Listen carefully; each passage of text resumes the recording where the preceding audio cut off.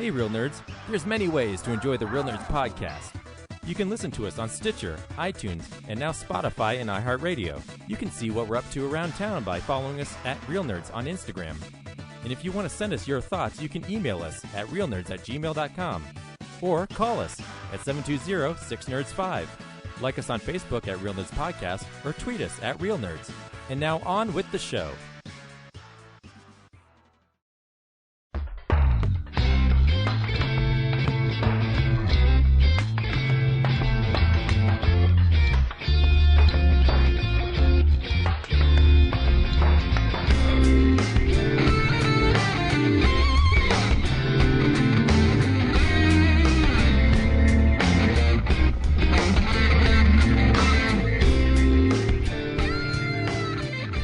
This is Real Nerds Podcast, and for 10 years, we have been seeing a new movie and podcasting our experience to the world. This week, we saw Eternals. Stay tuned to the end of the episode where we will recommend the film or not, play the trailer, and then spoil the film. We also talk about movies that are coming out on Blu-ray, movie news, and stuff we've been watching. And coming soon next year, a reformat of Real Nerds Podcast. So stay tuned for that.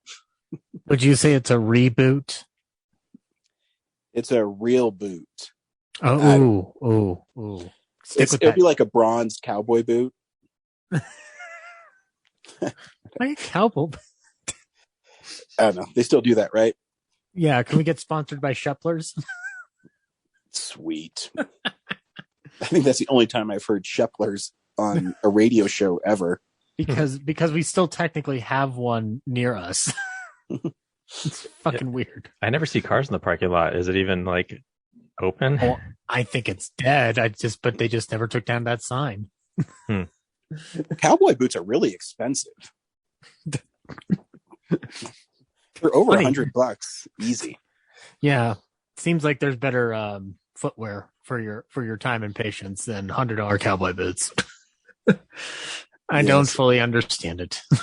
I also am really disappointed in myself. I was just goofing off on the internet, and it's the 60th anniversary of the Dick Van Dyke Show, and it first aired October 3rd. So I missed it. Yeah, missed it by that much. Forgot our Real Nerds anniversary. Forgot the Dick Van Dyke Show anniversary. We're just not on top of it. I'm slipping in my old age. And I think only Dick Van Dyke and Jerry Matthews are the only ones left from that whole show. Do you think they just get together and hang out? Do you think they get together and hang out at his house? I'd like to think so. I like to think so too. But can we live in that warm memory for a second, Ryan? Yeah. Dick Van Dyke. Meanwhile, I'm remembering anniversaries up the wazoo because of Orson Welles' War of the Worlds broadcast. I did that right at the 11:30 mark on October 30th. Which, by the way, if anybody hasn't listened to that, you should. It's great. Wonderful radio. Yes. Good. I like your Orson Welles. Well, what I do. Now talk about frozen peas. Before we do that, that who you just heard is Zach. Yes. Brad is also here. Yep. And Corinne. Hello, everybody. Welcome to the party. I don't know. Hey, do you want to party? Is it party time? Do you? I always party hard. Party hard. So let's start a party now. My name is Ryan. I like to party. Yeah. Usually Brad or Zach go around town, but I don't care about them today. I'm going around town. We fear change. Yeah, no, I was just going to say, I text Brad today because I was, my wife and I went and purchased a new couch, and whilst I was out and she went to get her hair done, I went to Best Buy. Did you guys wreck the old one doing it? Yeah, it's freaking trashed, bro. I wouldn't sit on it. Anyway, No, it's just we decided to make a adult purchase and get like a real couch because every one of our couches we've had has pretty much been from a friend. So, yeah, we got a nice one. But anyways, I went to Best Buy in Littleton, and if you're looking for some steel books that are sold out on their website, they have a whole bunch, including Zack Snyder's Justice League, Godzilla vs. Kong, Hacksaw Ridge, and I'm missing one, Mortal Kombat. So if you're looking for them, get there. Okay. The Southwest Plaza, Best Buy. Yeah, I was just shocked because I haven't seen them. I've never seen the Justice League ones out. Yeah. They're not even listed on the website. Like saying that they're sold out, they're just not even listed. I was talking to Brad. I almost feel like they kept them in the back. And now, because it's holiday time, they put them out. So you have to go into the store and, buy all the appliances they have out. I'm pretty sure they have 10 or 12 different air fryers. I went to the South Glen one to check if like that store got stocked with them, and they didn't. So I think it's just yours. Can I ask a serious question? At this point, can they really call themselves Best Buy when they don't have the Best Buys? No, it's interesting how I talk to my wife about this all the time because this week Rod Stewart's new album, The Tears of Hercules, will be out on Friday. Your check from Rod Stewart's coming in the mail, by the way, Ryan. Sweet. If I got a check from him, I don't think I would cash it. I think I'd keep it to keep the signature, Here's a check for $1 million, Ryan. I'll never cash this check. Laura's like, you fucking idiot. Don't you dare cash that. Actually, now you can take pictures of checks now to cash them. That's true, yeah. I cash it and I get a Rod Stewart signature. Done. But yes, anyway, we're talking to Laura. Yeah, so I was talking to my wife about how stores now, they don't want you to have physical media because how they set it up, if that makes sense. I mean, it's not that people don't want the stuff. They make it so it's harder to get it and not needed, if that makes sense. Because like they're forcing a phase out of it? Yeah, they're forcing a phase out. They don't, because it takes up space where they could have a washer and dryer which would make more money off, is how I look at it. I feel like they could just talk to the Stooges and be like, yeah, we're not carrying these anymore. Like, find a different store. Yeah, which, I mean, I'm almost certain that it'll probably move to all Amazon stuff, like Warner Archives did, or specialty stores like Twist and Shout or something. Or we could open up a Real Nerds Blu-ray barn, where it's a barn full of Blu-rays. I have noticed that most every Best Buy I've gone to in the metro area has phased everything down to a single rack. So and a couple of satellites. I went recently with a friend and we were looking and we were just stunned at how little there were at the South Glen one. It's just frustrating. Yep. But you should pick up Rod Stewart's newest album, The Tears of Hercules, Friday. I'm getting it on vinyl and CD. Will we find out what made Hercules cry, Ryan? Yeah, if I remember reading right, it's a song about how, Ben, it's okay for you to show your emotions or something. Oh, I don't know. I can't wait to hear him sing about fucking. That's what I care about. But do you appreciate the fact that he's giving you an emotionally vulnerable ticket to express your emotions, Ryan? Yes. I mean, usually he does. He's actually not like, he has a lot of silly songs, but more of his songs are about, what's the word I'm looking for? Caring. They're usually about if they want his body and if they think he's sexy. Come on, sugar, actually, let him know. That song is not about Rod Stewart. If you listen to the lyrics, it's she sits alone, waiting for suggestions. He's so nervous, avoiding all her questions. So he's not singing about himself. He's singing in the third person.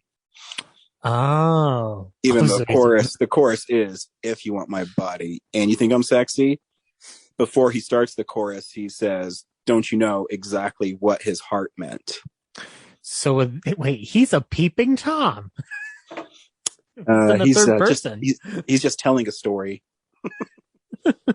He's like the narrator in every Coen Brothers movie, like that has like a little magical narrator. That's an idea. Put him in a Coen Brothers movie. That'd be cool. This is totally nothing to do with movies, and I know no one cares, but I don't care. It's my podcast. His new single, it's really divided amongst the Rod Stewart fans, and it's called I Can't Imagine. And the chorus is really, really catchy. And the rest of the song is kind of sing speak, where he's kind of singing and kind of just like telling you, if that makes sense. Mm-hmm. And I was like, I don't know about it. I mean, it's, a pop song. It's whatever. And then the other day I was like sitting in my car working, and I just started like humming the chorus, and I go, oh, that's right. It worked. just make the chorus catchy. And, but yeah. Are the fans just like bitterly divided, like to the point of war? Yeah. Well, it's someone like him, he's been around for, this is his 31st solo album. Mm-hmm. Not including when he was at the Faces and all the other compilations he has, but it's they're always looking for Maggie May or I Was Only Joking, but sometimes you can't have those songs all the time because those are lightning in a bottle. So you just do it. And when you get to his point, I just make songs that I want to sing. Who cares? Yeah. And also, I was going to say, did they get rid of those old songs, Ryan? Were they erased at all? Okay. No, you can always listen to them. That's why I have them both on CD and vinyl. Gotcha. Just checking to make sure that nobody took away their precious songs. Gotcha. Yes, you're still good. Anyways, this is a movie podcast. Let's unspool some movie news. It's real news. Okie dokie, ladies and gentlemen. I think a big one is that we got a trailer for Stranger Things season 4. Everybody excited? Whoa. The big thing is the Spider-Man No Way Home poster came out and the Green Goblin is on it. Oh, that's the big news. That's right. Hey, Ryan, does that mean I'm getting Defoe December? I think it means I'm getting Defoe December. Oh, yeah. If you zoom in on the Green Goblin image, mm-hmm. and really look to his right, there's a word balloon that says "Out am I?" And dude, he's not. He is in the movie. I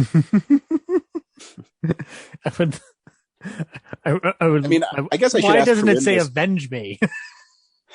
I should ask Corinne this question. There's this thing going around on movie websites and IGN saying to stay off the internet because they've leaked a lot of Spider-Man spoilers.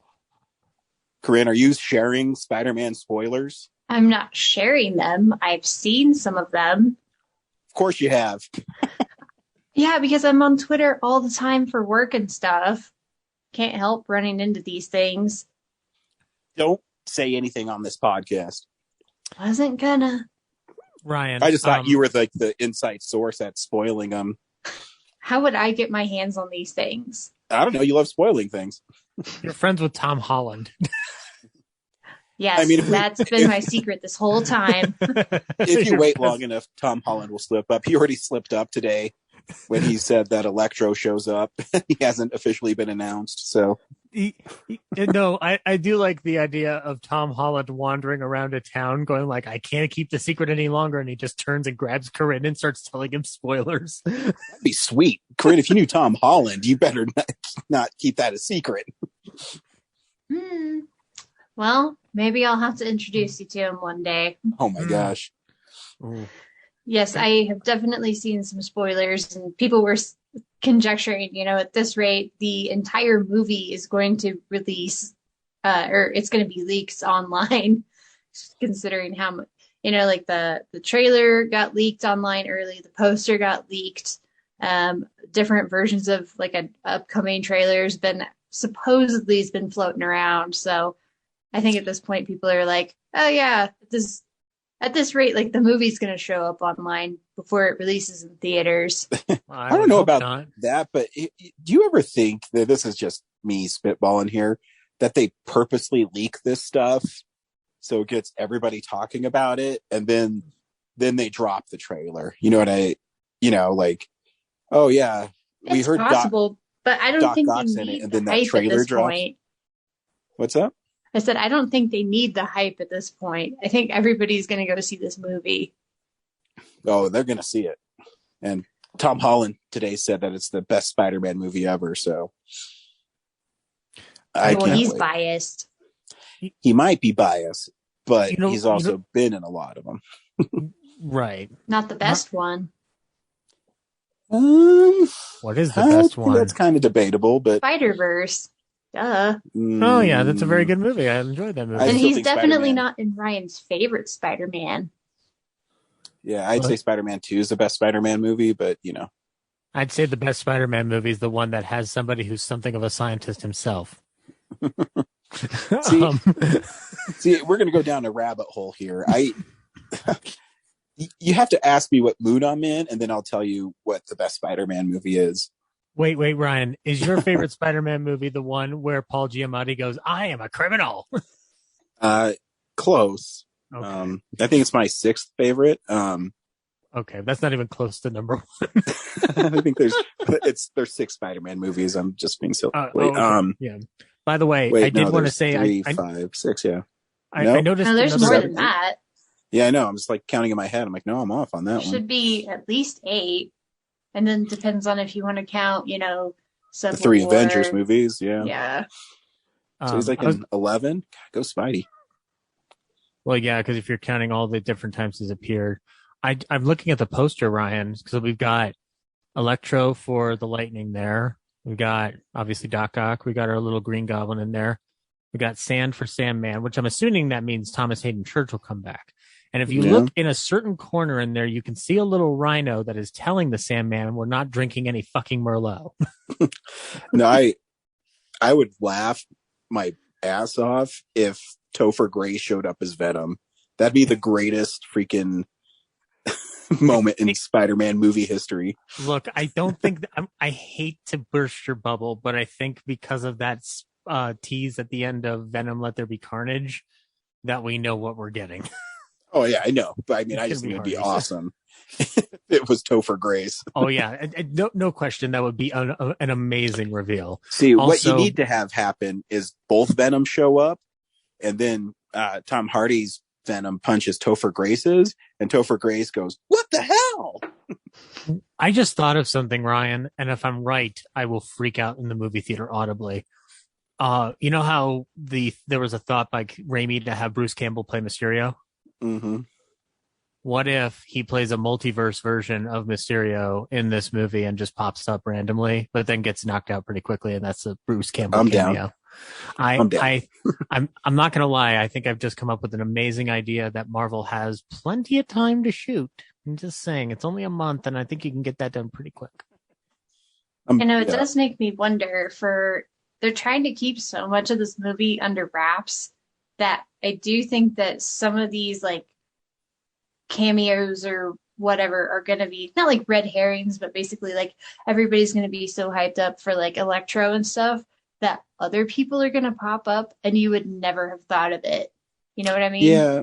I think obviously like you're so focused on like the big stars that whenever, I don't know, we'll see whoever, Lizard or something, and you'll just, oh my gosh, never would have thought Lizard would make an appearance in this movie. I kind of want to see Rhys Ifans come back. No, I mean, I heard that he's already, there's that slowed down from the first trailer that it's the Lizard coming out, but I don't know. We'll see. I just want him to be like, when Doc Ock says, "Hello, Peter," he's actually talking to Tobey Maguire, and then all the Spider-Men do like a Spider-Man pose, and then the Sinister Six do a pose, and it's like a splash page from a comic book. Mm-hmm. And that's all I want in my life. Well, I'll make sure you get it, buddy. Don't you worry. Thanks. Yeah. What else is happening in the movie world? Well, we got that Stranger Things trailer that everybody was talking about. So yeah, you guys are more bigger Stranger Things fans than I am. So it's okay. What do y'all think? It's been so long since I've seen it that I kind of forgot everything that happened. And so now I don't really care. That's why I plan on going back through the first 3 seasons before this one drops, because I need to definitely catch up if I want to even remotely continue it. It's just, I don't know why, but it's like, everything's wonderfully made about that, from the acting and like the story's fun and whatnot, but it's just not my cup of tea. So it's just like, yeah, of course you should watch it. It's just not my favorite thing in the world. Moving on. Hey, Ryan, did you know that in 1938, a mustachioed man named Walt Disney pulled together a group of animators and made the first ever animated feature film? I do. Yeah. Did you know they're going to remake that shit? Wait, they're remaking Snow White? Yep. And somebody named Gal Gadot has been locked down as the evil queen. Oh, you're talking about a live action one. I thought you meant an animated one. No. They wouldn't even try. Can you imagine if the internet got angry about Luke Skywalker having a realistic portrayal in The Last Jedi? Imagine what would happen if they said, we're going to remake an animated version of Snow White.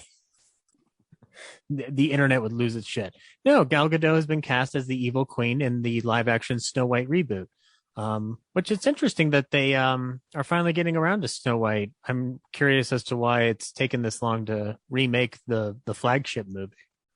Probably because there have been a lot of other adaptations of it, and especially like for Disney, they had that whole Once Upon a Time show, and one of the main characters was Snow White.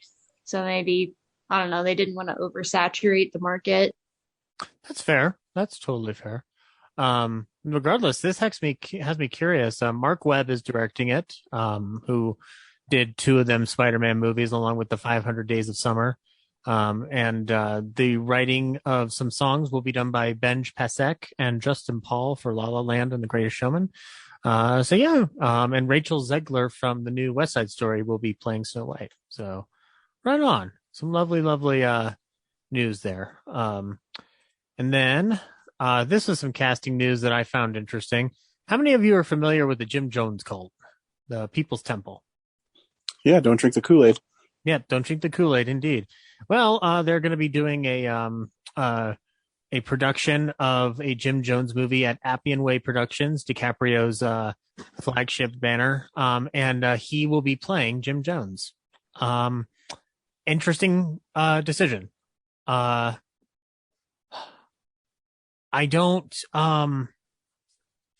curious what it'll be based on that, but I believe that DiCaprio can do that. Oh yeah, I think DiCaprio can do anything. But there's something that I find strange about that, like in terms of, I think it's a good time to make something like that. But cinematically, when this thing has been portrayed, like, has anybody here seen The Sacrament by Ty West? So it's a found footage movie that he did where like a Vice squad or like a Vice camera crew goes into an equivalent of a Jim Jones cult town.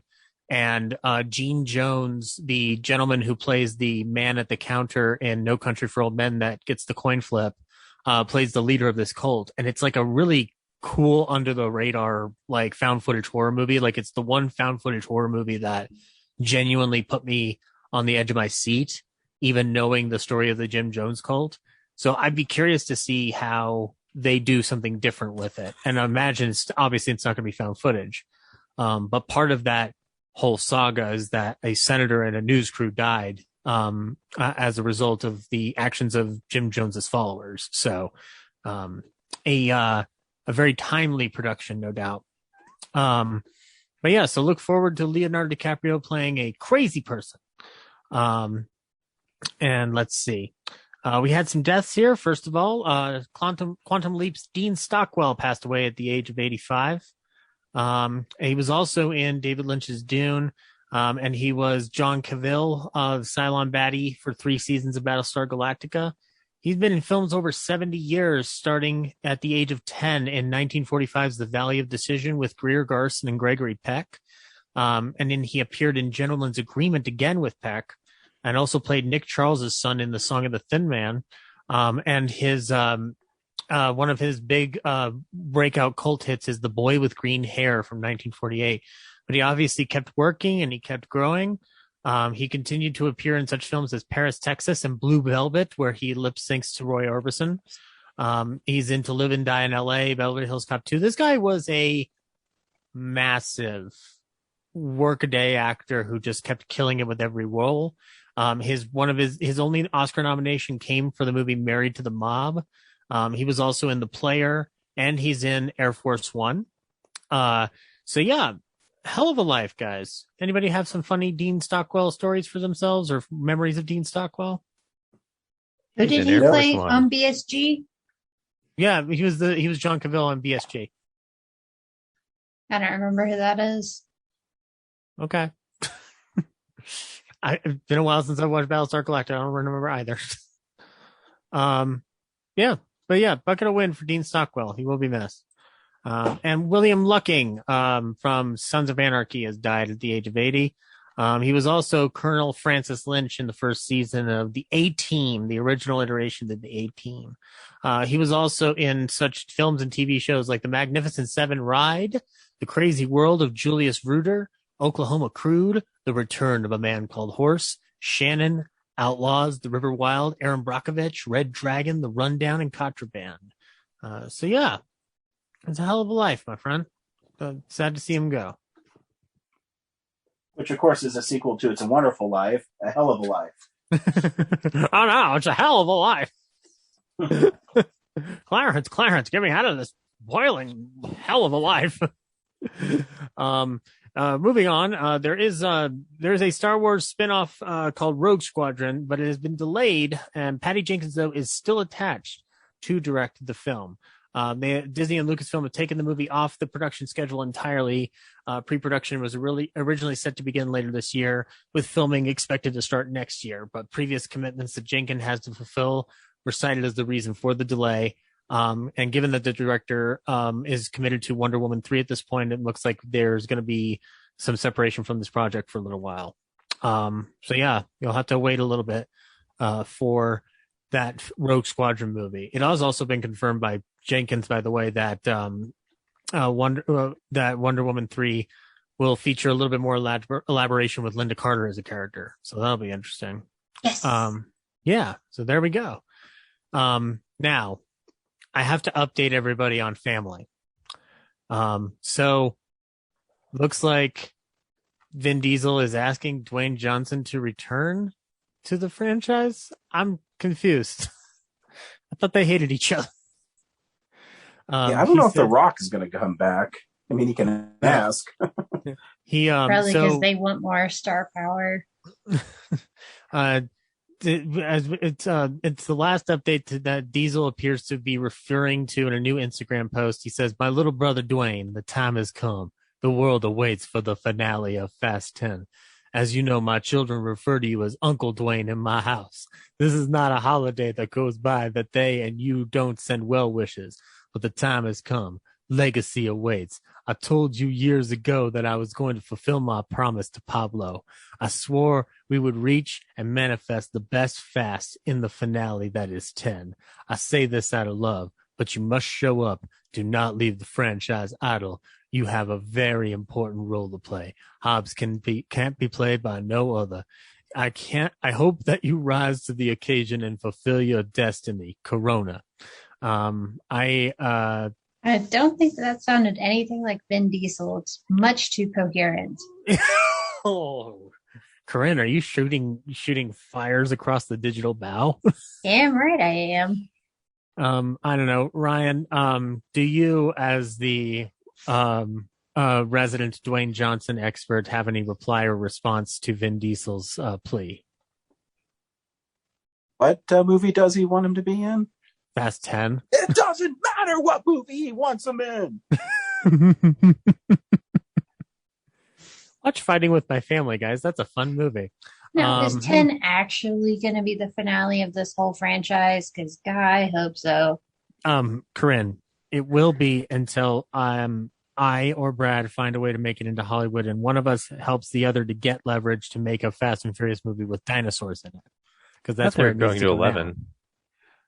Well, I thought this was supposed to be the end. Family's never the end. But family never dies. Yeah. Lives forever. But guys, no. With all due respect to family need to go. It's had its time. It's done. Make it a TV show or something. I don't care. This is like when your relatives stay for Thanksgiving, but they stay through the end of like January. It's like, y'all should have gone home 2 months ago. I like Corinne's evaluation of the Fast and Furious franchise. It's like relatives stayed through January. And that is news. Oh, there's actually one more piece of news. I just saw it on Twitter. Oh, did Dwayne Johnson respond? No, it's actually a good piece of news. Okay. They have said that the new Eternals movie has led to a rise in people wanting to learn sign language because of the deaf superhero Makari. So that's pretty fucking neat. Yeah. Shit, that's dope, man. Yeah, everybody go learn sign language. Dude, I'm too dumb to learn it, but I maybe I can try. I don't know. Think even just some key phrases like, hi, how are you? Where is the bathroom? Do you think Can I have a beer? do you think Dwayne Johnson is going to learn sign so that he can ask for a Corona in any language? Maybe. Then, if you can't get Dwayne, get the gal from Eternals. Yeah, she's a good actress. She was on The Walking Dead for a while. Oh, really?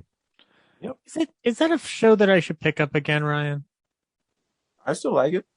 I would like to watch more of it just for the zombie effects alone, but I stopped kind of watching after a while because I was just like, this isn't holding my interest. Yeah, it's still fine. Right on. Sweet. Well, that's news. Get your Blu-rays. Get your Blu-rays from Amazon.com. DVD releases of Blu-rays. Ryan, a better way to say that would have been that you can also go to the Barnes & Noble sale where you can get 50% off of Criterion's, which is easily one of the best labels on this planet. In fact, on the 23rd, you can pick up Citizen Kane, the immortal classic in 4K for the first time. Meantime, though, Ryan, The Outsiders, the complete novel in 4K. You getting that thing?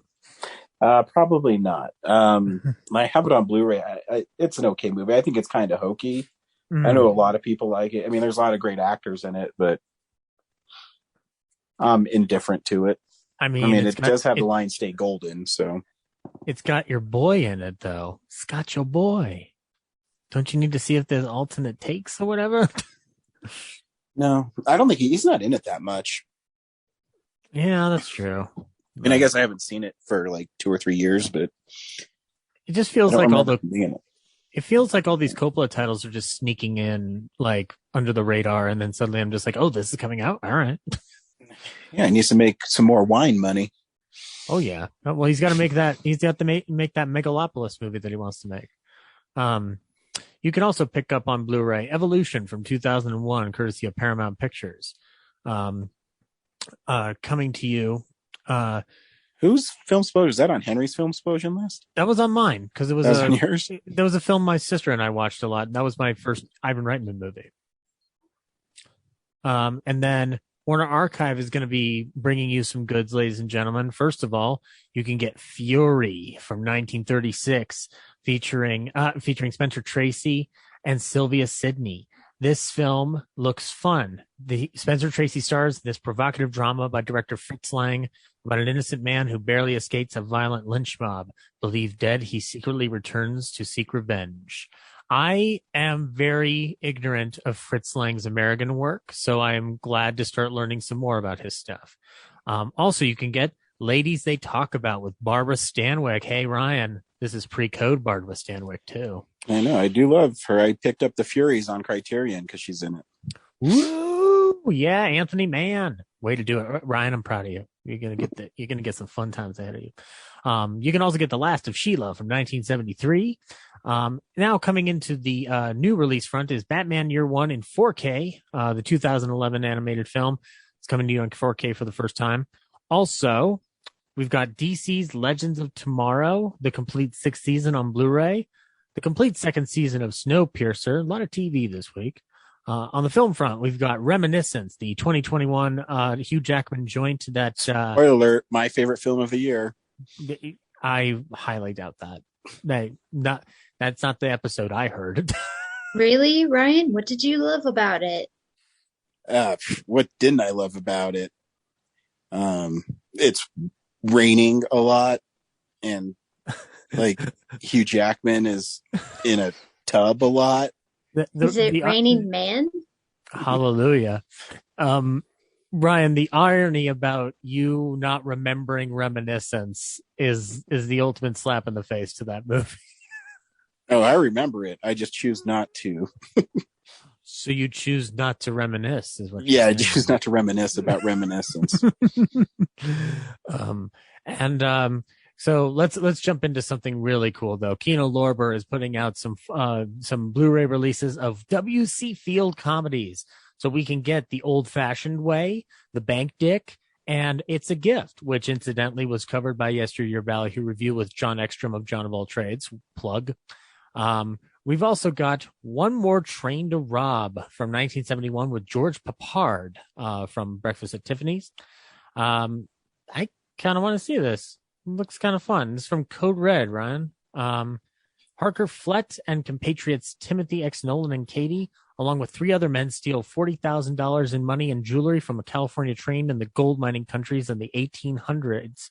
They split up. The 6 split up while they are hiding out, awaiting the rendezvous to divide the loot. Hark is cornered, framed, and sent to prison. He's released 2.5 years later and sets out to find Katie and Nolan and get his share of the loot. I'd like to watch that. Sounds like fun.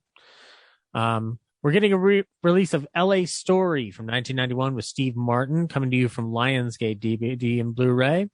On the new film front, you can also get Respect, the 2021 Aretha Franklin biopic with Jennifer Hudson as Aretha Franklin. You can also get Tina, the HBO original. Is this a documentary? Yeah, it's a Tina Turner documentary. So yeah, if you want to pick that up, please go ahead and grab that. And then this is something that I'm not familiar with, Ryan, but this is a Golden Age Hollywood thing. The Film Detective is putting out a movie called The Fabulous Dorseys with Tommy Dorsey and Jimmy Dorsey. The plot doesn't leave much to be desired, but yet I kind of want to get this and see what the hell it is, because it's directed by Alfred E. Green, who's I'm no stranger to, and it also features Paul Whiteman in it too. It's starring as themselves real-life brothers Tommy and Jimmy Dorsey, with actors filling out the remaining roles. These 2 icons of big band, jazz, and swing recount the rise and fall of their careers and the long-running 12-year feud that threatened to keep them from ever performing together again. This smells like a disaster written all over it, but I'm tempted to do one of those dumb purchases just to see what this is. And last but not least, we got 2 other titles for you. You can get Chud from 1984 on Blu-ray, and you can get Muhammad Ali, a film by Ken Burns from PBS, coming to you on Blu-ray. And that is Blu-rays. Interesting week. Nothing that exciting. Well, do you want a variant cover of Top Gun, Ryan? No, I'm good. We watch stuff throughout the week in a segment I call What We've Been Watching. So, this is the stuff we've been watching. Brad, you've been the quietest on this show. Why don't you start? Honestly, I haven't watched anything else new. I watched The French Dispatch again. That's about it. All right. Yeah. I watched the Karate Kid Part 3 with we're doing a commentary with John Ekstrom from John of All Trades, so look forward to that. And John Ekstrom's getting a lot of plugs this week. All right, Corinne, since you've been gone, why don't you talk to me about what you've been watching? Okay, yeah, I've been watching a lot, but I'll just hit four things here. I watched, I think when I was on last time, I told Zach, I was like, I'm gonna watch a black and white movie. And I did, and it was awesome. It's called The Ghost and Mrs. Muir. Oh shit! It's been a while since I've seen it, but I remember liking it. Yeah, it has Rex Harrison, Gene Tierney, and George Sanders, I love aka Gene Tierney. Two of those actors are good human beings. One of them is not. I'm assuming you're talking about George Sanders. Nope, Rex Harrison was a jerk. That's possible. I don't know.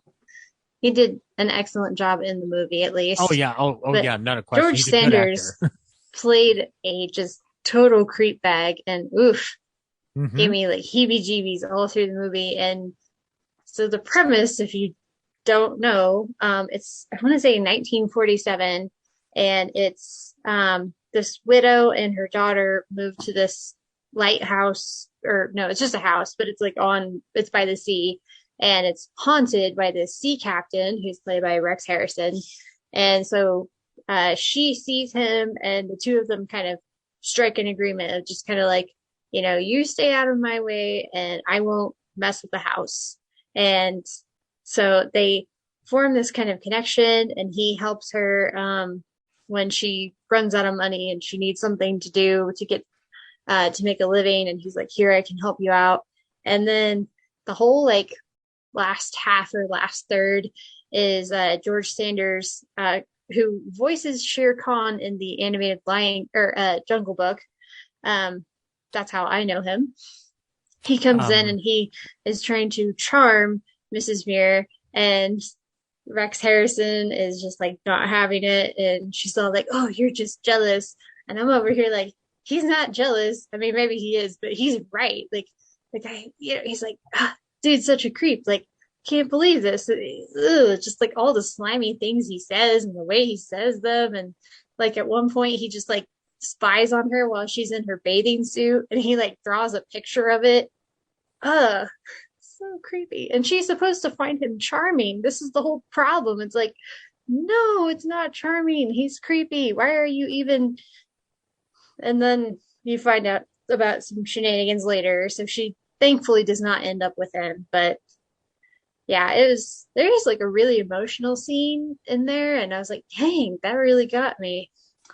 But it's a great movie. I definitely want to watch it again. I've already told a friend of mine, I was like, we got to watch this movie. You would love it. So I highly recommend it. Ghost and Mrs. Muir. I rented it on the from the library because I couldn't find it anywhere else. Would you like, Corinne, a less creepy George Sanders performance to watch next?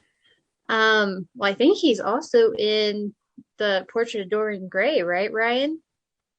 He is. Yes, correct. Yep. Well, the one I'll recommend to you, Corinne, is Foreign Correspondent. He actually plays like the sidekick best friend character in Foreign Correspondent. So he's not creepy at all. He's just jolly, and his name is Folliot, and his name is not capitalized, and it's with two F's. Folliot. So yeah, you can have fun with that. It's a lot of fun. It's a good espionage movie from the 1940s. Yeah, well, it's just weird because every time he talks, I just hear Shere Khan. So every time I hear him, I think it's Rebecca's cousin. Anyway, so everybody check out The Ghost and Mrs. Muir. I don't know, find it at your local library, maybe. So I also watched a TV show called Schmigadoon. That's on Apple Plus. Oh, that's Cinco Paul's thingy, I think. Yep.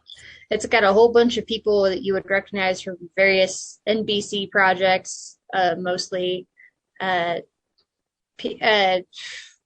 remember if it's Key or Peele. I think it's Key. Keegan-Michael Key. He stars in it with one of the ladies from SNL whose name escapes me. And then there's just like a whole bunch of. Yep, exactly. So they are this couple, and they've been together for, I don't know, like 5 years or something. So they're kind of hitting this like, down spot in their relationship, and they're having a lot of strain. And so they go on this like couples retreat, and they're supposed to be like hiking through the woods, and they come across this town called Schmigadoon, where everything is like perfect and it's like a backdrop on a movie set and people are constantly singing. And so basically they get stuck in a musical and the only way to leave is to find true love. So Aww. It's actually super cute. I loved every minute of it. Kind of want to watch it again now that I'm talking about it, but it was a lot of fun. And I started watching it with a friend of mine because we both love musicals and we'd heard about this. And then she had other stuff going on. I didn't want to watch it without her. But then when I saw her again recently, I'm like, so are we going to watch Schmigadoon? She's like, I'm like, okay, do you mind if I watch the rest of it without you? And she's like, go for it. So then I binge watched the rest of it in one night. So excellent show. Highly recommend it. I want to see this. I'm looking this up. This is awesome. Like they're some of the characters are meant to be like stand-ins from like different characters of musicals. That sounds awesome. Yep. It's all of those like classical musical tropes and characters, and they even, get meta about it of like, oh yeah, so she's like, the teacher in The Music Man, or in King and I, or whatever. So it's pretty great. I've got to get Apple TV. God damn it! All right. Well, I guess I should need to. And Ted Lasso, you definitely need to. All right. Just get it for like a month, and then you're good. Okay. But what happens when Ted Lasso comes back? Then you have to sign up for it for a couple more months. Maybe I'll just keep it and watch all the Snoopy stuff they got on there. That'd be right up my alley. That's true. I did watch. The only thing I've ever watched on Apple TV is Snoopy. Not even Tom Hanks's movies? Come on. Nope. He played Uncle Walt for you, and this is the thanks you give him? Yep. All right. Well, Ryan will never use Apple TV again because he'll never watch Ted Lasso because he's not cool enough. Nope. Don't worry, Ryan, I'll watch it and describe it to you. Thanks. Okay, so in Greyhound, there's a big boat, and then there's another big boat that shoots the other boat. All right, so 2 more things from me. Been watching Yashahime, and it's been great.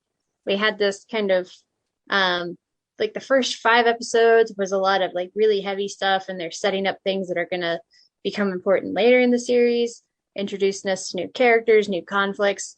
And then this last Saturday, the most recent episode was kind of filler. Like wasn't a lot of like really heavy plot stuff, but it was just kind of like nice little character backstories, like a secondary character who it's like, we probably he should have had more screen time by now. So he's finally getting like his own sort of like, this is his episode and we get to finally hear more about him. And there were a couple of other character moments there at the end for the rest of the cast. So it's been excellent. Very excited. We've got the episode titles for later in the season already. And it's like, ooh, yeah, I'm very excited. Lots of drama coming up, I imagine. And then the last thing I'll talk about is another anime. I'm about halfway through it, I think. It's called Rascal Does Not Dream of Bunny Girl Senpai. And it sounds really weird, and it is. But it's just weird enough that I'm like, I kind of want to see where this is going. The premise is that this teenage boy sees a girl at his school and walking around in this provocative outfit, and nobody seems to see her. And he's like the only one who's like, why are you dressed like a bunny? And she's like, I'm just trying to see if anyone can see me. And it turns out that in the show, or in this universe, there are teenagers that have what he calls puberty syndrome, where it's kind of like the X-Men, but all their superpowers are like really shitty. So like for her, people can't see her at some point, and it's like, if they go to sleep, they forget about her. And so, eventually like her mom forgets about her and her friends forget about her. And so to the point where he's the only one who can see her anymore. And so he cannot fall asleep because if he does, he will forget. And it's pretty crazy. But then there's like some other people who come in and they also kind of have these like shitty superpowers that he gets like locked in a time loop, and it's a lot of, teenage romance drama. So it's really weird, but like I said, I'm invested enough that I want to see how it ends. It's on Netflix if anybody's at all curious. But yeah, it's a really weird title. Rascal Does Not Dream of Bunny Girl Senpai. Yep, I doubt any of you sounds great. I doubt any of you would want to watch it. I feel really bad, Corinne, but I forgot the name of it already. Well, too bad. Yeah, I know. I'll Bunny never get it repeated again.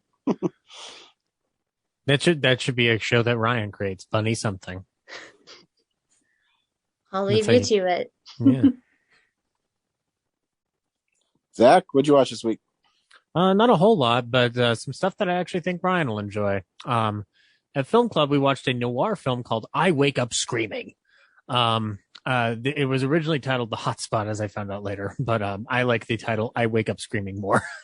So it's with Betty Grable, Victor Mature, and Carol Landis, and the story surrounds a woman whose sister, who was enticed by a promoter to rise up to become this potential like big movie star, is killed, and so Betty Grable and the man that she loves, who also helped her sister rise up to the top, have to figure out who killed the sister.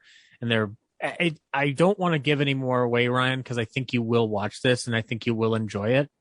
And I'm going to find a way to get you a copy on DVD. I haven't gone into Amazon yet to look it up, but it's from the same year as The Maltese Falcon, and it's essentially pulling the same pre-noir that Maltese Falcon does. And they share a cast member connection in the form of Elisha Cook Jr., who plays Wilmer in Maltese Falcon, Gutman's little henchman. And it's very beautifully shot. It's a solid mystery. I nearly called the ending, and then I backed out of it, and then I wish I had kept my initial hunch because it turned out to be right. So it's a good movie that keeps you guessing with swirls of shading and dark lighting, and you have I think this cast is just very solid. You also get Alan Johnson and Alan Mowbray in it, and then you get little like side characters like Cyril Ring and Chick Chandler. Like it's a really solid noir. It's one that I'd never heard of, and I'm really glad that the Film Club decided to show that. So cheers to Attaboy Adam for getting that film shown for us. And then I did a Ballyhoo prep. So this is kind of like sort of an announcement here for folks, is that the next series that will be following Alfred Hitchcock will be the work of Jacques Tati. It was going to be John Huston, but this little series of 6 films that we're going to go through is going to be quick, and it gives a little more time for Huston research. But he's basically a comedian who deals in silent cinema beginning in the late 40s and up into the mid 70s. So he deals as a person who comes from the early aesthetic of cinema and then finds a way to keep it going into the 70s. And so the second film that I saw of his was Monsieur Hulot's Holiday, which is the debut of his character Hulot. There's no plot. It's literally just a vacation, and a template for a series of silent film gags to occur, but they're not like Chaplin or Keaton. They're very subtle and held back, but it's hilarious. I loved it. It's Brad, you might actually enjoy this film. It's the inspiration for Bean. It's one of Rowan Atkinson's favorite films, and it inspired the character of Bean heavily. In fact, that the second Bean movie is heavily based on this movie. So if anybody hasn't seen Monsieur Hulot's Holiday, we'll be talking about it on Ballyhoo, but I recommend you check it out. If you've got Criterion Channel, it's right there for you, along with a ton of extras. So very funny, very sweet. It's got a melancholy vibe by the end of it. It's very French. So like the only thing that Ryan wouldn't like about it is that it's French, but nobody really French. Nobody really, I'll tell you, Ryan, it's silent comedy essentially. So you're not like being asked to go highbrow. Like you're just enjoying the gags. So I think you'll enjoy that. And then moving away from the golden age of it all, I couldn't remember if I had seen Night of the Living Dead by Tom Savini, but I watched it for Punk Rock Horror Podcast. And Ryan, I think this movie works better now than it did when it came out. I've always been a fan of it. I think it's different enough and it's well made enough that it stands out. Yeah, and like for anybody listening, it's basically Night of the Living Dead, but they make some key changes in it. So I love Ben in the original, but there's a benefit that this Ben has, played by Tony Todd, where he gets like more characterization and he gets to have like more emotional moments. So it's like a weird direction to take it. But the other one is that Barbara's not catatonic in this movie. She's a fucking like gung-ho hero. And I kind of enjoyed that. The imagery at the end when she is at the survivors encampment and they show the lynching of those zombies, Ryan, that's where I was just like, oh shit, this movie's like fucking. Romero wrote the screenplay and he doubled down on that allegory. And it's, I think Savini captures it beautifully. And I also liked the way Hooper gets taken out in that movie, in this remake, and the way they use the line, "There's another one for the fire." It's not as astounding as the original, but it's a really good like horror movie ending. It kind of reminded me. What was that? No, I love the change to Barbara. Yeah, and like, the way Hooper goes out reminded me of the ending of Get Out, where it was just like, oh my God, there's actually like a good, like there's some kind of happy ending here, like some kind of happy ending. Like it's not the happiest ending, but it's a happy ending.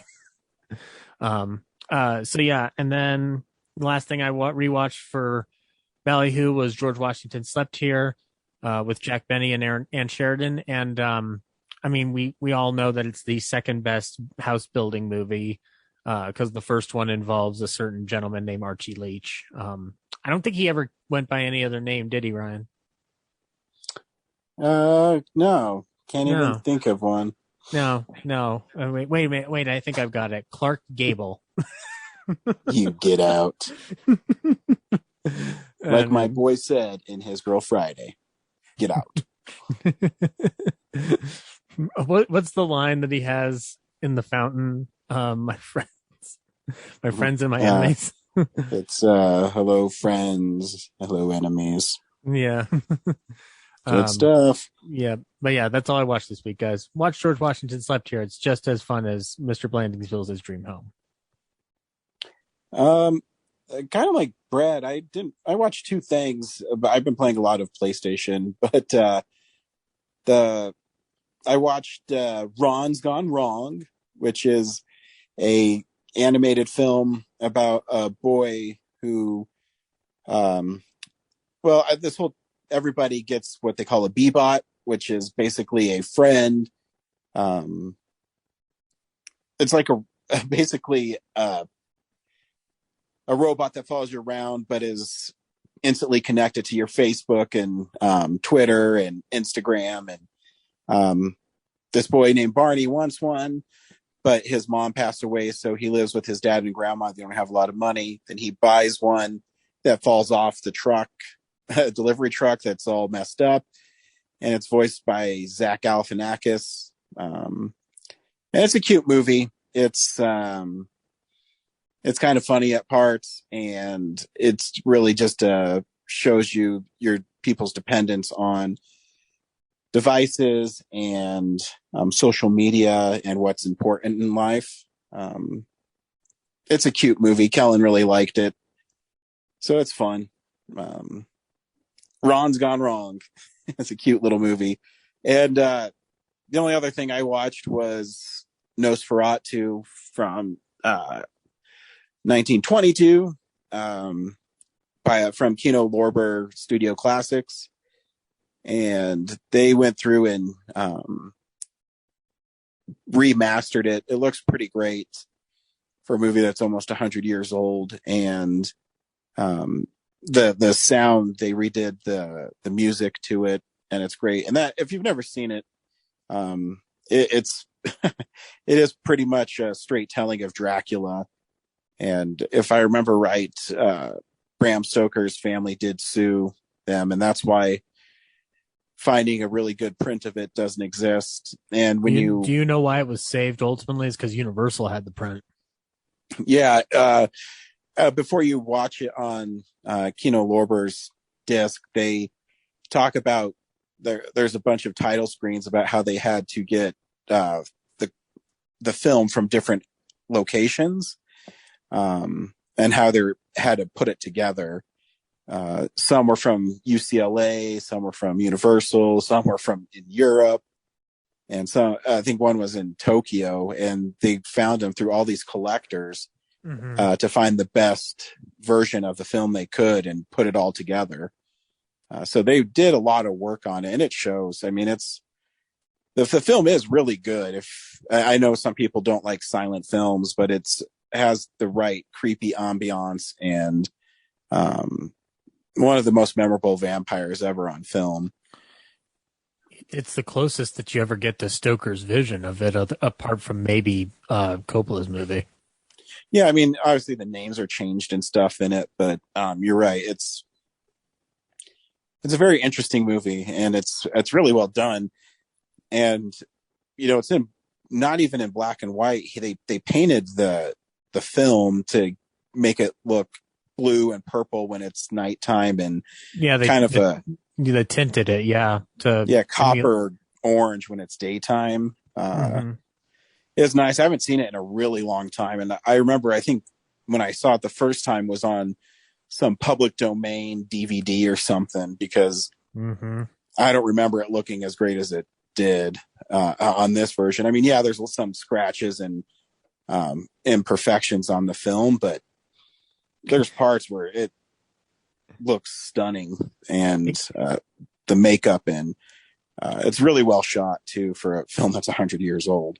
Kind of when you see those scratches, it kind of lends credence to doubling it with Shadow of the Vampire and thinking of it as a documentary on accident.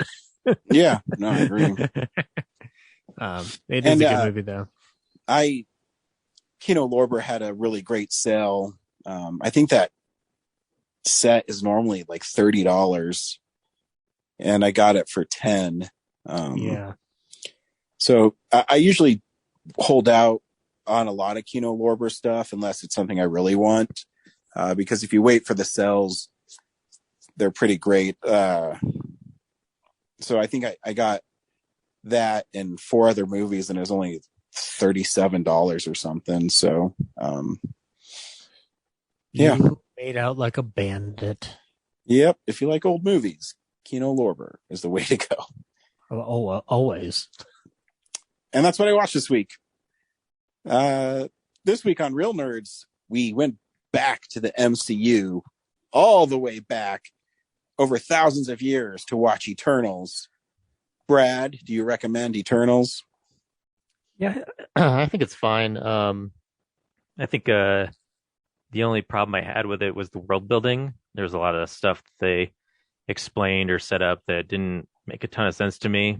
And I'm sure people would be like, well, it's a comic book movie, so it doesn't matter. But I don't know. I think anything that makes you stop in your tracks and distracts you from the movie to pause and explain for yourself is not a good thing. So, but a lot of the rest of it's some typical Marvel fun while also being sort of different. So yeah, it's all right. Corinne, if you would have asked me when I first came out of the theater what I thought of this movie, I would have said, oh, it's got pacing problems, it's got writing problems, some of the acting feels a little awkward, and that's still true. But, now that you asked me after I've seen it 3 times, I'll tell you it's an amazing movie and everybody should go see it. Zach? I like this movie. I appreciated a different visual aesthetic within the MCU. I appreciated kind of getting a chance to learn about some new characters. Yeah, there's a little bit too much ambition in certain regard, but I mean, it's the Marvel movies at this point. Like I'm already on board. I'm already caught up, so I know what to expect out of this. And I don't think, all things considered, if you're introducing a new group into this mix, like I think everybody gets a pretty balanced introduction and worthy enough screen time. So yeah, I would definitely check it out. I don't think it warrants the reception it's been getting from some circles. So, but that's just my opinion. Yeah, it's fun. I was telling Brad after we watched it that I'm not as big a fan of like the Kirby Cosmic stuff because it's kind of heavy-handed, and I still felt that as I'm watching this film. But I always respect Marvel because they do take chances, even though they do have a formula for it, whether it's Guardians of the Galaxy or Shang-Chi. They'll take chances, and I think Eternals is another chance they took. And at the end of the day, you like the characters and the story's compelling. Here is the trailer for Eternals. 5 years ago, Thanos erased half of the population of the universe. But the people of this planet brought everyone back with a snap of a finger. The sudden return of the population provided the necessary energy for the emergence to begin.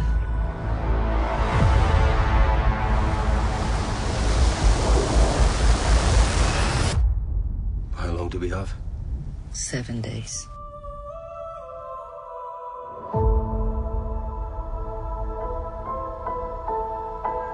We're Eternals. We came here 7,000 years ago to protect humans from the deviants.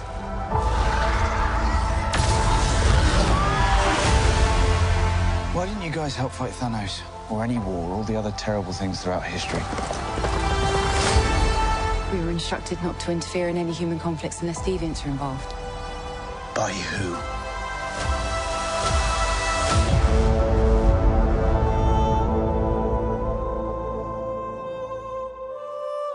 We need to find the others. I haven't seen some of them for centuries. Hi. Hello. If this is what the end of the world looks like, at least we have front row seats. You know what's never saved the planet? Your sarcasm.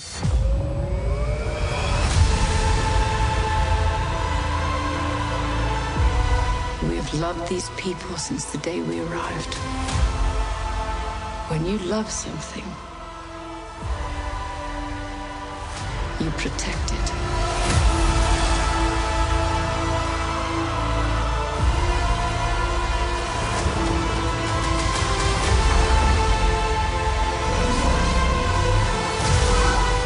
You can't protect.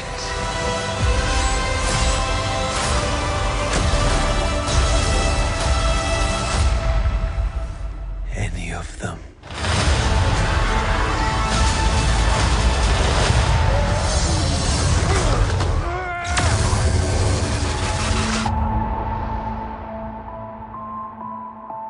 I bet you've built the perfect safe house. I mean, what's this even made of? Vibranium?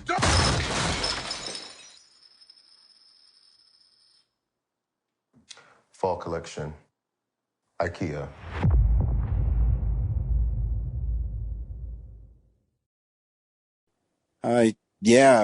There's a lot to unpack in this movie. The Eternals are cosmic beings that watch over Earth and make sure that it advances properly, but not too quickly, and they help them. And just like the Eternals, Selma Hayek, I'm pretty sure, does not age at all.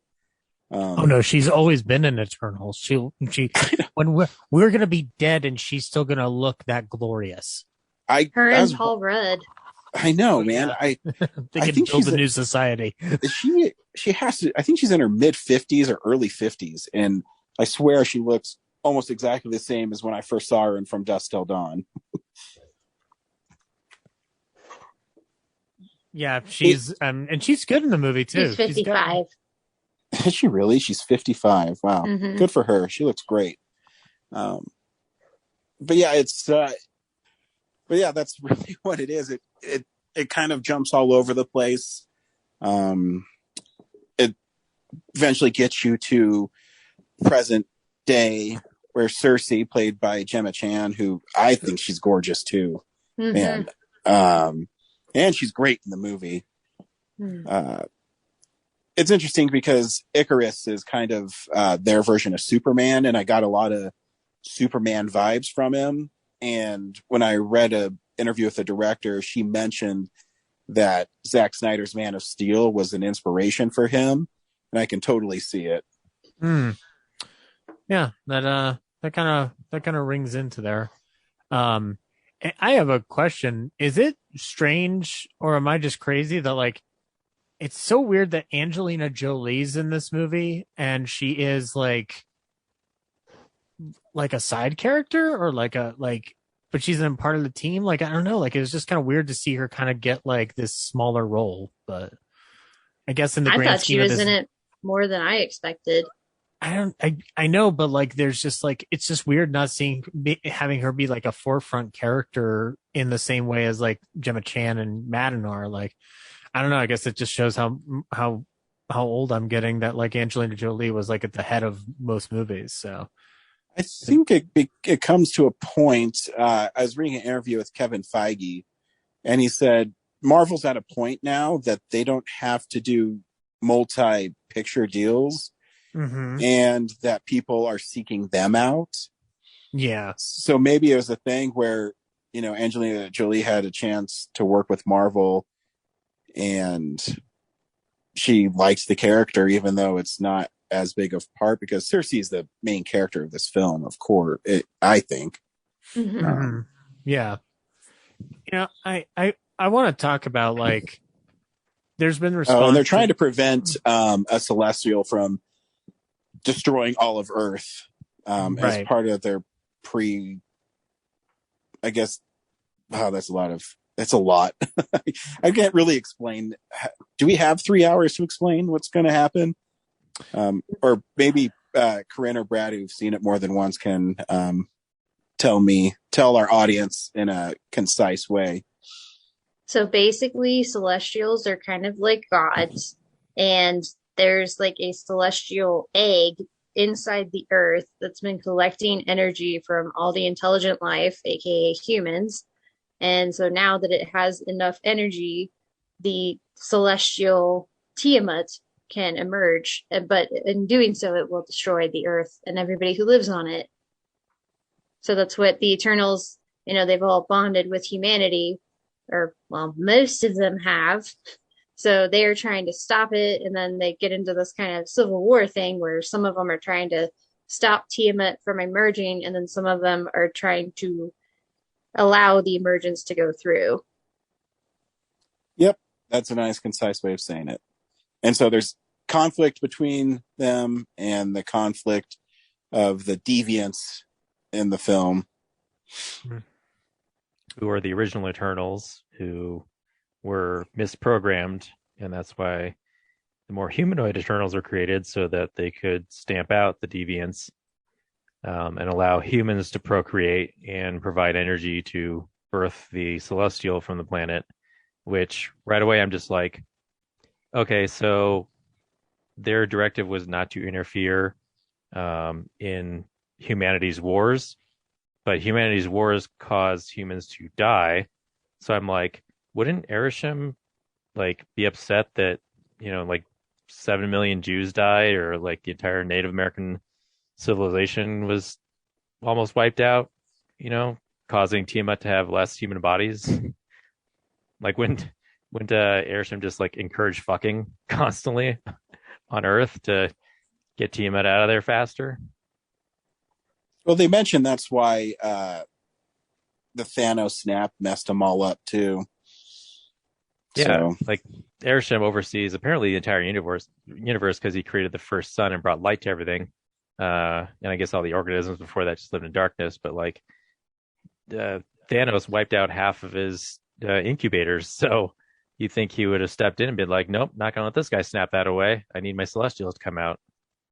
But then it's like this weird, like snake eating its own tail, where it's like Celestials are born, and in doing so destroys all the incubators, and then they create another sun that creates new incubators, and they birth another Celestial, and it just, I'm like, to what end? Like, just seems lame.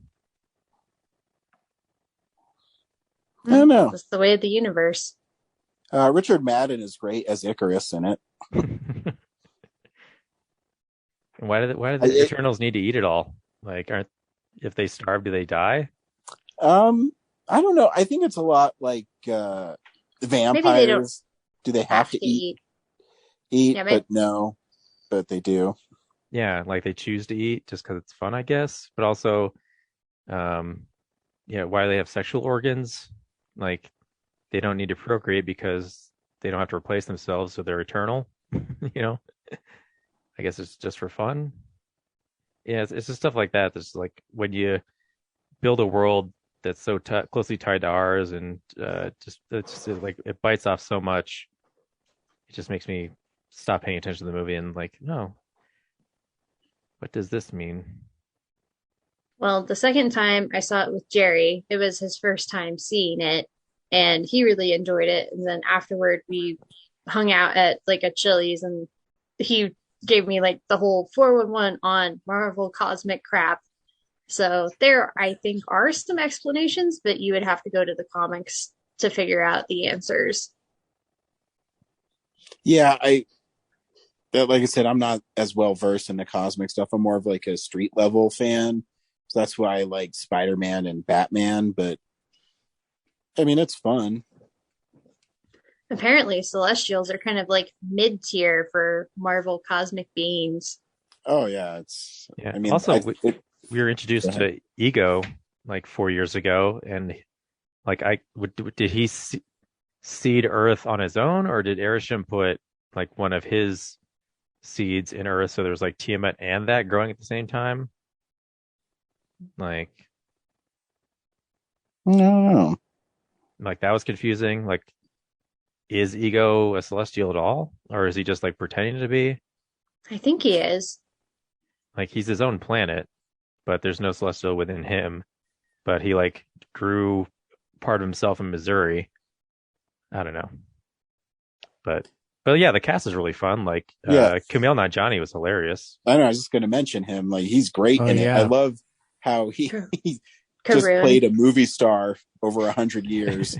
And I just saw his guy who's his Karun. Producer guy. What's his name? Karun. He has his own character poster they just released, and I thought that was great. Yeah, those two were definitely like the humor of the movie, because some of the other characters like had jokes, but they didn't quite land as good as you would want. But those two like had such energy. Just love the moment where Kingo shoots that one deviant, and he's like, "Karun, did you get that?" And then you hear off far away, "I did, sir." How many cameras do you have? Always come prepared.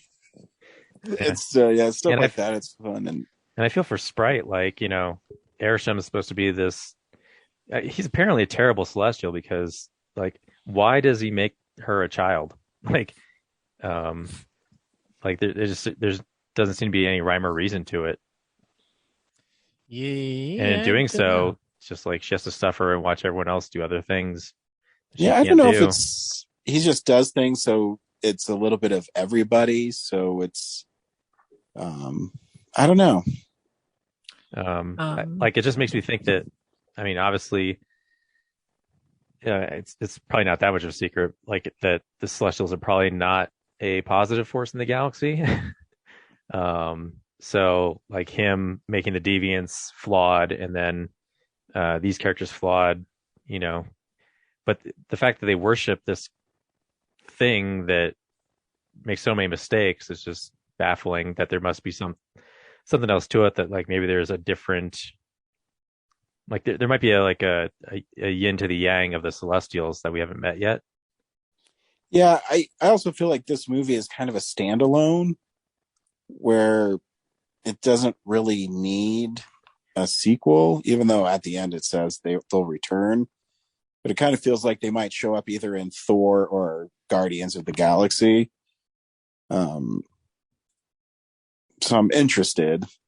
I don't know. In our screening, people cheered at the end when Harry Styles showed up. And I was asking Brad, it's not because they're Star Fox fans, is it? It has to be because they're Harry Styles fan. Yep, that's got to be it. Which is funny because I saw the spoiler for his appearance. You did? I mean, how would you even find those? Twitter, man, Twitter. So yeah, it was funny because I saw that like when it premiered, everybody was like, "Oh my gosh, Harry Styles, he's playing Arrow." So then, at some point, I just completely forgot about it, and then watching it for the first time, I was like, "Who is it? Who? Oh, that's right, Harry Styles is in the movie." Duh. Yeah, Patton Oswalt as well. Yeah. They need to get whoever worked on Thanos to work on the Pip model, though. Yeah, I'm assuming because it's a CGI character. Yeah, mid credits they probably didn't care. Yeah, little early 2000s CGI going on there. Oh. Yep. Anyway, I liked it.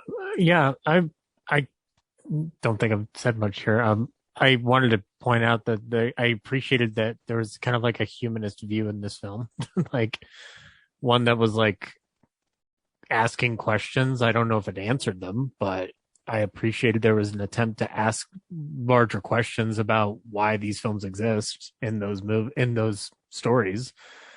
There's just moments of reflection in that film that I just really enjoyed. And I saw this in RPX and I don't know why, but just watching it on a big screen and with that great sound, like the movie worked for me. I didn't like it as much as Shang-Chi, but I really wish people would give this film another watch before they jump to any like tossing it off to the side. And from all indication, it seems like this is going to have a lot of ramifications for the MCU's plans for Phase 4. But I'm just like shooting off a theory here. But yeah, it didn't bomb though. It's like slightly less than Shang-Chi, I think, right?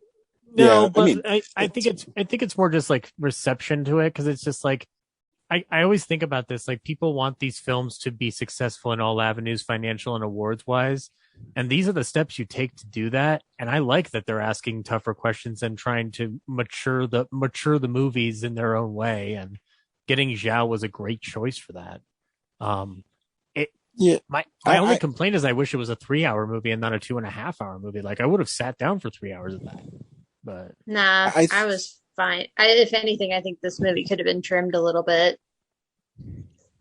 I don't know that either. I think it needed room to breathe, but I think right now it's not really. It's hard for Marvel right now, and I think Shang-Chi is really great, and this movie is good, but you've lost all these people that everyone's gotten so used to. It feels like to me as I watch these, and like I said, I still enjoy them, having fun, that you're just waiting for Spider-Man, or you're just waiting for Doctor Strange, or you're waiting for Thor. And it almost makes them feel anticlimactic, when you watch them, because you're asking us to get on board with, deep into the Marvel playbook with Eternals. Because even if you're not like a big comic book fan, I'm pretty sure you know who Captain America is. Oh yeah, that's a national icon. That's not even a. Yeah, and that's what I mean. So I think the sell on this is tougher. And I think I was that's confused by the trailers. So like if I was confused by the trailers, I'd have to imagine it's got to be even tougher with, even comic book fans going like, how's this going to work? How's this going to work? Like, yeah, and I don't think it's, I think that's why it's so divisive. It's not a bad movie, and it's still pretty fun, but it's in this weird area, if you ask me. Yeah. I have hope though, I'm assuming we'll get more at some point, but I have hope that like it'll grow on people. And I don't know if that means incorporating them into the other films and kind of giving people a chance to acquaint themselves better with these characters. But I mean, I want to know what's up with Black Knight, and I want to know what the hell a Star Fox is. Like, and Patton Oswalt is a troll walking in drunk. Like, that sounds amazing. Like, well, in the comics, Eros is Thanos' brother. So, oh, is Harry Styles inevitable, guys? He's like a little more fun loving, though. From what I read about Star Fox, he was like the opposite perspective of Thanos. Like, yeah. I mean, I'm pretty sure he's like kind of the Casanova of the cosmic world in Marvel. Yeah, so that's why they got Harry Styles to play him. I gotcha. I mean, I was reading an interview with the director, and she wanted him for it since she saw Dunkirk. So, hey, she has very good taste in movies, my friend. I'm just saying. She does. Yeah, she's quite the filmmaker. I still need to see her 2 other films, but yeah. Speaking of the old characters, remember when I said that I thought Captain America has since died in the universe, and you guys laughed in my face and said no? But this is the second time that someone's mentioned that Captain America's gone. Where is he? I think he's dead. I think people think he's dead. He's gone through like a grand Avengers PR campaign to convince the world that he's dead. Well, yeah, he kind of did at the end of Endgame, where he, didn't come back right away. I thought Falcon and Winter Soldier basically confirmed he's dead. I mean, I thought they were at his funeral. So, I mean, if he's sitting on the moon, if that rumor is true, then great. But like when they mentioned like Doc Manhattan, I'm tired of this world. Yeah, in this movie, when they mentioned that he's gone, they mentioned it in the same breath as like Tony Stark being gone, and obviously Tony's dead. So I was just like, I think I'm right. What?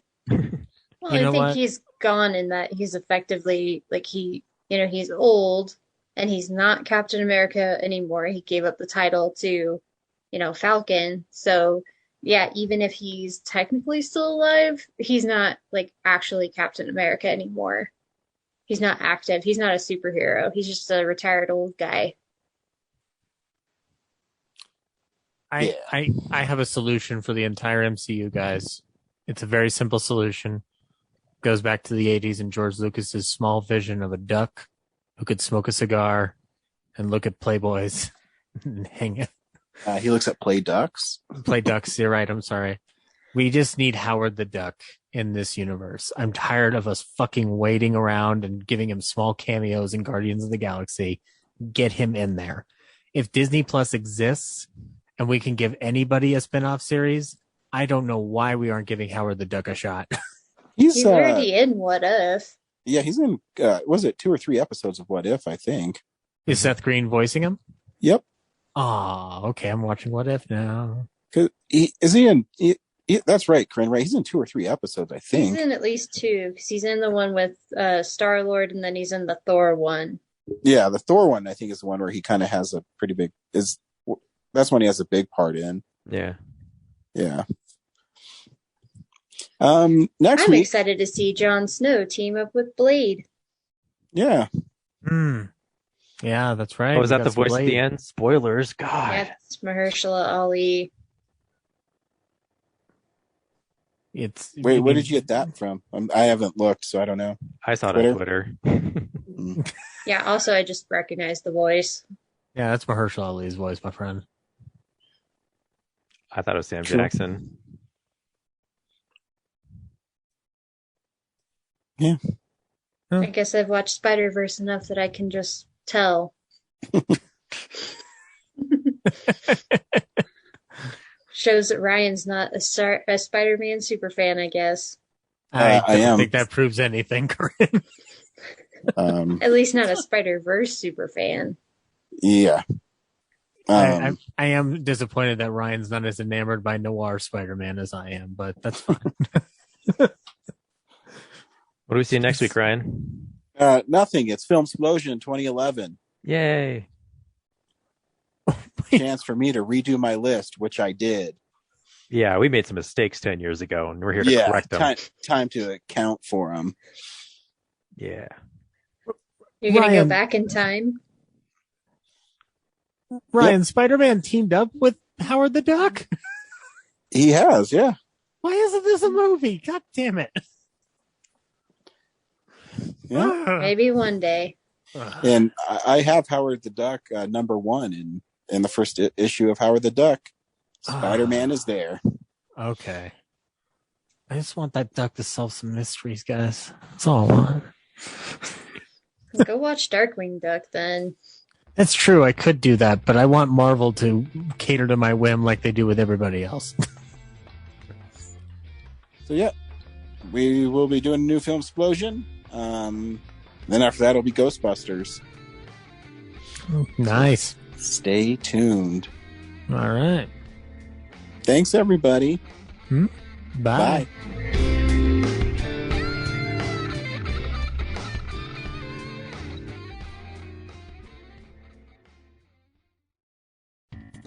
Thank you for listening to this episode of Real Nerds Podcast.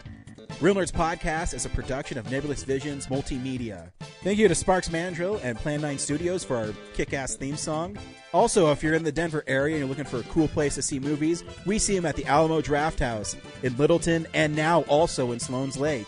Thank you to Colorado Coins, Cards, and Comics for supplying us with all our comic needs, especially you, Andrew. You know who you are. And a big shout out to James's mom. I'm giving you an electronic hug that you can feel through the airwaves. Thanks for listening, and have a nice day.